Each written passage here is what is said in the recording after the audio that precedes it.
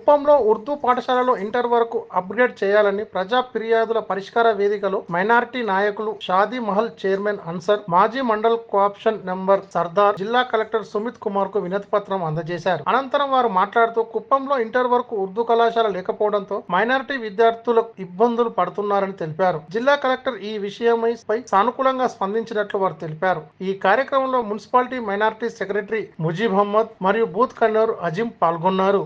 స్పందిస్తూ ఈఓతో మాట్లాడించి వెంటనే కుప్పం నందు ఆ వసతిని ఏర్పాటు చేసి పిల్లల్లో డ్రాప్అవుట్స్ కాకుండా జూనియర్ కళాశాల ఏర్పాటు చేస్తామని చెప్పడం జరిగింది. దీంతో పాటుగానే మేము కుప్పం నందు ఒక బాలికల రెసిడెన్షియల్ కళాశాల ఏర్పాటు చేయాలని గడిచిన 2014 నుంచి 19 వరకు ఇచ్చిన రిప్రజెంటేషన్ గుర్తు చేస్తూ చెప్పినాము. అప్పుడు ప్రభుత్వము 4 కోట్ల రూపాయల నిధులు కూడా మంజూరు చేస్తే స్థలాన్వేషణలో కొద్దిగా ఆలస్యమైనందువలన అది ఫండ్స్ నిధులు వెనక్కి వెళ్ళిపోయాయి. ఆ విషయాన్ని కూడా గౌరవ కలెక్టర్ గారికి మేము విన్నవించినాము.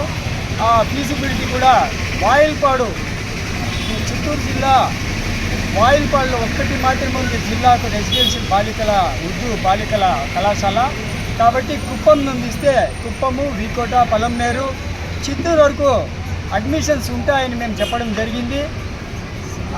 గౌరవ కలెక్టర్ గారు స్పందిస్తూ దాని యొక్క విషయాన్ని డిఓ గారికి సమర్పించి ఆయన్ని కుప్పం వచ్చి దానిపైన ఫీజిబిలిటీ పైన రాష్ట్ర ఇంటర్మీడియట్ బోర్డుకు సమర్పించడం జరుగుతుంది అని చెప్పినారు.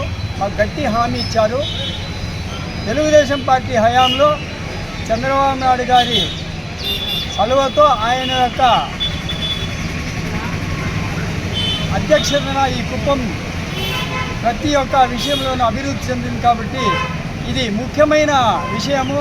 పిల్లల భవిష్యత్తు ఉర్దూని అప్గ్రేడ్ చేయాలని మేము కోరుకుంటే దానికి సరైన స్పందన మన గౌరవ ఎమ్మెల్సీ గారు అయితేనేమి, కలెక్టర్ గారు అయితేనేమి ఈరోజు ఇవ్వడం జరిగింది హామీ. మాకు పూర్తి విశ్వాసం ఉంది చంద్రబాబు నాయుడు గారు ఉర్దూ యొక్క అభివృద్ధి ఆకాంక్షిస్తారని మేము నమ్ముతూ ఈ కార్యక్రమంను నిర్వహిస్తున్నాం.